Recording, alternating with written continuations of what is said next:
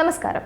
സാമ്പത്തിക പ്രതിസന്ധിയിൽ നട്ടം തിരിയുന്ന പാകിസ്ഥാൻ റിയാദിൽ നടക്കുന്ന വേൾഡ് ഇക്കണോമിക് ഫോറത്തിന്റെ പ്രത്യേക സമ്മേളനത്തിൽ വീണ്ടും പ്രാരാബ്ധവുമായിട്ട് രംഗത്തെത്തി എന്നുള്ളതാണ് വിവരം. IMF മേധാവിയുമായിട്ട് ഷഹബാസ് ഷെരീഫ് പുതിയ ബെയിൽഔട്ട് പാക്കേജിനെ കുറിച്ച് ചർച്ച ചെയ്തു എന്നാണ് വിവരം. പാകിസ്ഥാൻ പ്രധാനമന്ത്രി ഷഹബാസ് ഷെരീഫ് അന്താരാഷ്ട്ര നാണയനിധി മേധാവി ക്രിസ്റ്റലിന ജോർജിയവയുമായി പുതിയ ജാമ്യ പാക്കേജിനെ കുറിച്ച് കാര്യമായി നീക്കുപോക്കുകൾ നടത്തി എന്നതാണ് റിപ്പോർട്ട്.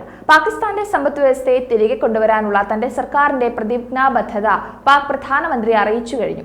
വീണ്ടും തെരഞ്ഞെടുപ്പിന് ശേഷം IMF മേധാവിയുമായുള്ള ഷഹബാസ് ഷെരീഫിന്റെ ആദ്യ കൂടിക്കാഴ്ചയായിരുന്നു ഇത്. കഴിഞ്ഞ വർഷം നേടിയ നേട്ടങ്ങൾ ഏകീകരിക്കുകയും സാമ്പത്തിക വളർച്ചാ പാത പോസിറ്റീവായിട്ട് തുടരുകയും ചെയ്യുന്നതിനായിട്ട് പാകിസ്ഥാൻ മറ്റൊരു IMF പ്രോഗ്രാമിലേക്ക് കടക്കുന്നതിനെ കുറിച്ചും ഇരുപക്ഷവും ചർച്ച ചെയ്തു എന്നാണ് അറിയാൻ കഴിയുന്നത്. പാക് പ്രധാനമന്ത്രിയുടെ ഓഫീസ് പുറത്തിറക്കിയ പ്രസ്താവനയിൽ ഇത് സംബന്ധിച്ചുള്ള കാര്യങ്ങളുണ്ട്.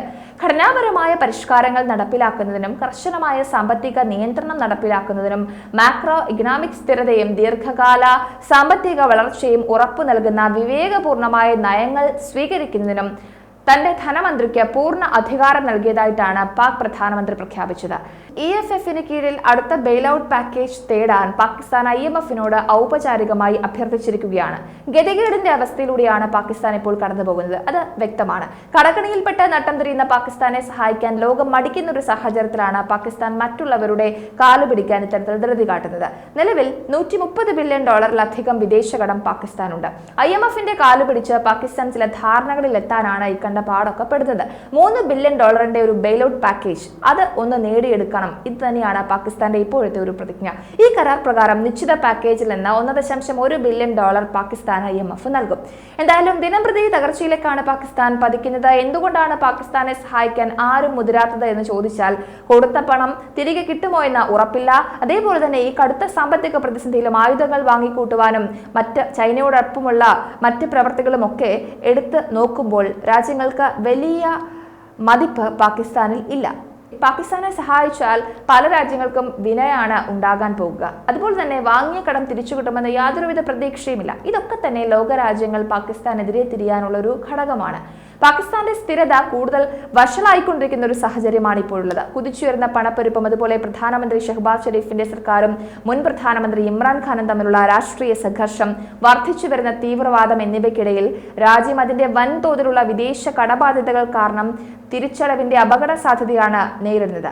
2019 പാകിസ്ഥാൻ പ്രവേശിച്ച $6.5 ബില്യൺ ഇന്റർനാഷണൽ മോണിറ്ററി ഫണ്ട് പദ്ധതി പാളം തെറ്റിയത് ഈ ഭാരം വർദ്ധിപ്പിക്കുന്നുണ്ട്. പാകിസ്ഥാന്റെ കടത്തിന്റെ ഒരു പ്രധാന പങ്ക് ബഹുരാഷ്ട്ര സ്ഥാപനങ്ങൾക്കാണ്. ഏകദേശം $45 ബില്യൺ വരും. അത് ലോകബാങ്ക് ഒരു $18 ബില്യൺ, അതുപോലെ ഏഷ്യൻ ഡെവലപ്മെന്റ് ബാങ്കിന് $15 ബില്യൺ, IMFന് $7.6 ബില്യൺ. ഇതൊക്കെ ഇസ്ലാമാബാദിന്റെ പ്രധാന ബഹുമുഖ കടക്കാരിൽ ഉൾപ്പെടുന്നവരാണ്. ഇസ്ലാമിക് ഡെവലപ്മെന്റ് ബാങ്കിനും ഏഷ്യൻ ഇൻഫ്രാസ്ട്രക്ചർ ഇൻവെസ്റ്റ്മെന്റ് ബാങ്കിനും പാകിസ്ഥാൻ ചെറിയ തുകകൾക്കാണ് കടപ്പെട്ടിരിക്കുന്നത്. പാകിസ്ഥാന്റെ മൊത്തം കടത്തിന്റെ ഗണ്യമായ തുകയാണെങ്കിലും ബഹുമുഖ കടം പാകിസ്ഥാന് വലിയ ഹ്രസ്വകാല അപകട സാധ്യതകൾ നൽകുന്നില്ല എന്നും പറയപ്പെടുന്നുണ്ട്. 18 മുതൽ 30 വർഷം വരെ നീണ്ടു നിൽക്കുന്ന തിരിച്ചടവ് സമയപരിധിയുള്ള മിക്ക ലോണുകളുടെയും നിബന്ധനകൾ വലിയ തോതിൽ ഇളവുള്ളതാണ്. മിക്ക തിരിച്ചടവുകളും പല ചെറിയ ഇടപാടുകളിലാണ് വ്യാപിക്കുന്നത്. 2022-23 പാകിസ്ഥാൻ ബഹുമുഖ കടക്കാർക്ക് മൊത്തം $4.5 ബില്യൺ കടം തിരിച്ചടച്ചിട്ടുണ്ട്. ഇത് ആ വർഷത്തെ മൊത്തം കടം തിരിച്ചടവിന്റെ 1/5. അപ്പോൾ പാകിസ്ഥാന്റെ ഒരു സ്ഥിരത ഉറപ്പാക്കുവാൻ ഒരുപാട് ദൂരം സഞ്ചരിക്കേണ്ടതുണ്ട് എന്നതാണ് ഇതിൽ നിന്നൊക്കെ നമുക്ക് മനസ്സിലാകുന്നത്.